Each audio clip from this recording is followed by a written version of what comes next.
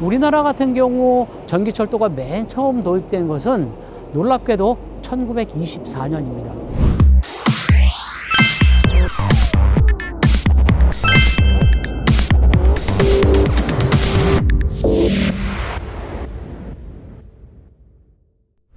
자,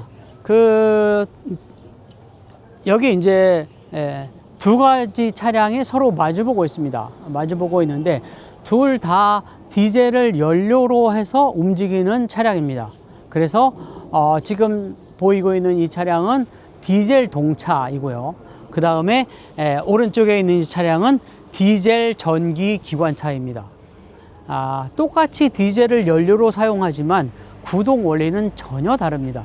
그래서 이 디젤 동차 같은 경우에는 디젤 엔진의 폭발력, 그것이 크랭크 축을, 그것이 이제 그 회전 운동으로 바뀌어서 바퀴에 전달되는 방식, 이게 일반적인 우리 자동차가 운행하는 방식과 거의 똑같습니다.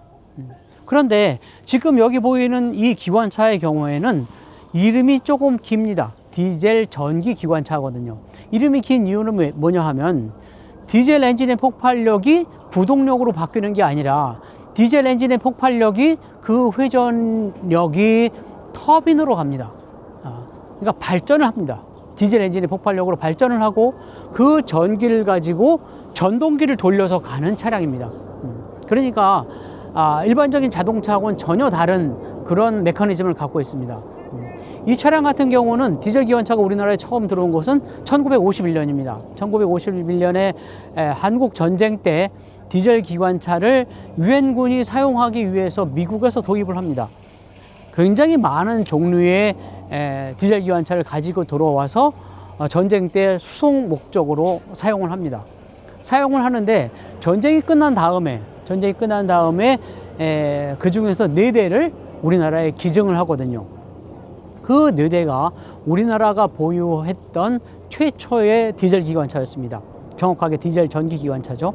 그래서 그것을 나중에 2000호대 디젤 기관차로 사용을 하는데 지금도 한 대가 국가등록문화유산으로 남아 있습니다.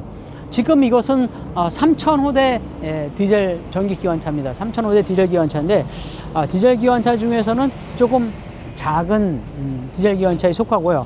여기 보이시는 대로 1960년대에 도입된 거죠. 66년도에 도입돼서 당시에는 상당히 빠르게 운행했다고는 이야기를 하는데 좀 특이하게 알코라고 하는 회사, 우리나라의 디젤 기관차가 대부분 GM에서 많이 만들었거든요. GM에서 만들었는데 지금 이 차 같은 경우는 알코, 아메리칸 로코모티브에서 만든 그 디젤 기관차입니다.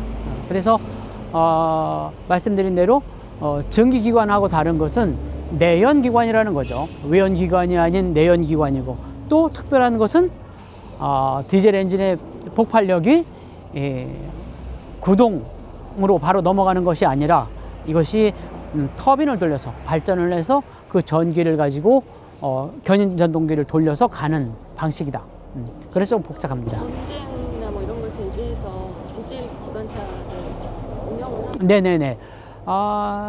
1970년대, 80년대까지는 전기기관차를 안보용으로 남겼습니다. 그래서 전기기관차를 전쟁 대비해서 실제 본선에서 운행하지 않지만 기지 혹은 큰 역에서 입환 용도로 사용을 했거든요. 그것은 안보의 목적으로 남겨놨던 겁니다, 사실은. 그런데 지금은 그 전기기관차 대신 디젤 기관차가 그 용도를 대신하고 있습니다. 전기 동력이 가장 취약한 것은 전기를 끊어 놓으면 이것이 궤도에 멈춘 상태에서 오히려 장애물이 되는 겁니다. 엄청난 장애물이 되기 때문에 그 취약점을 해결하기 위해서 디젤 동력차들을 안보용으로 남겨놓고 있습니다. 디젤 기관차 이후에 전기 기관차는 한 언제쯤 도입이 됐나요?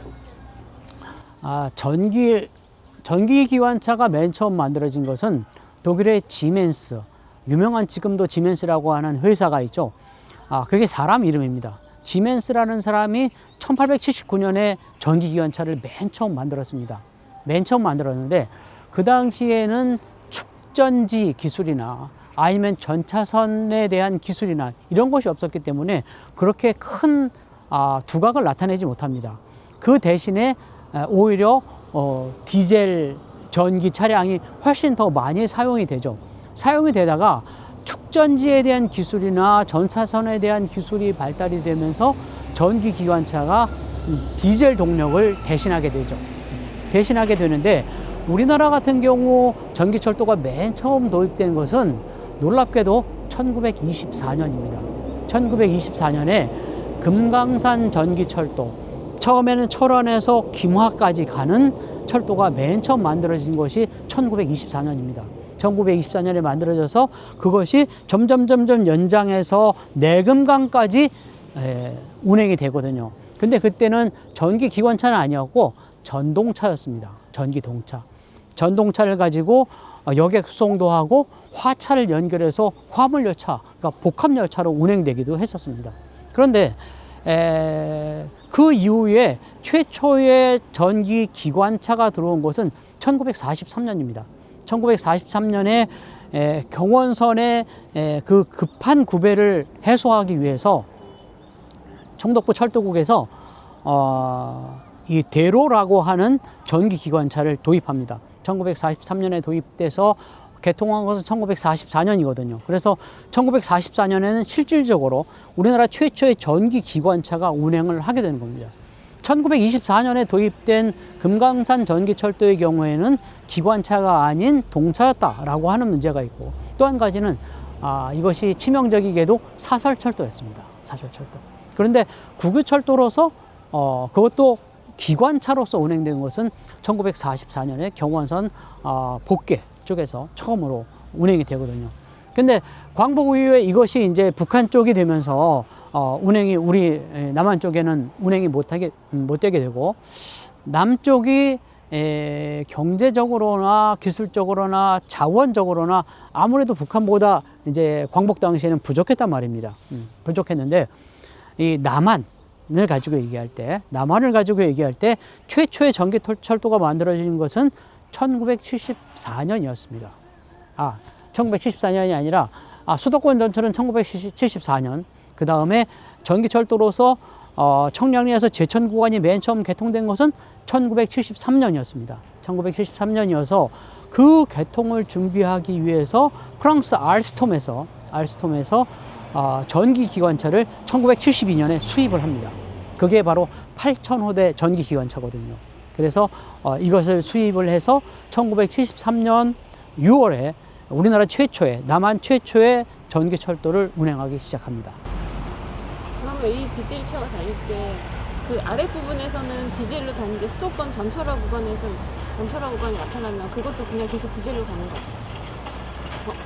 원래 아래에서는 그러니까 네. 이게 지방. 네. 아래에서 이제 부산에서 올라오면 아래는 전철화 구간이 아니니까.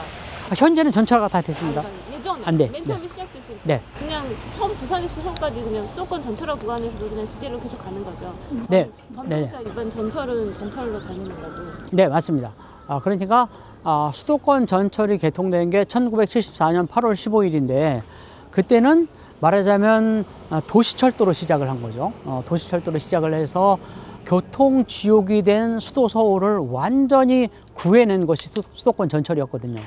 그래서 그 수도권 전철이 지금은 충청도 땅에도 가고 강원도 땅에도 가서 이것은 지금은 광역철도라고 말을 하고 있습니다. 말을 하고 있는데 1973년에 맨 처음 전기철도가 개통이 된 것은 산업선이라고 해서 처음에는 청량리에서 제천, 그리고 제천에서 태백선으로 올라갑니다. 태백선으로 올라가고 다시 제천에서 중앙선으로 조금 더 내려가서 영주까지 개통이 되죠. 그 핵심적인 이유는 뭐냐 하면 제천, 단양, 영모를 잇는 삼각지에서 우리나라의 석회석, 바로 시멘트의 원료가 되는 석회석이 다 그쪽에서 나기 때문입니다. 그리고 그쪽에서 석탄이 나기 때문에 석탄과 시멘트가 우리나라 산업화의 근간이 됐기 때문에 그것을 확보하기 위해서 전기철도가 경부선이나 중앙선 그 밑에보다도 부산으로 내려가는 데보다 더 먼저 건설이 된 거죠. 'Cause you are my girl.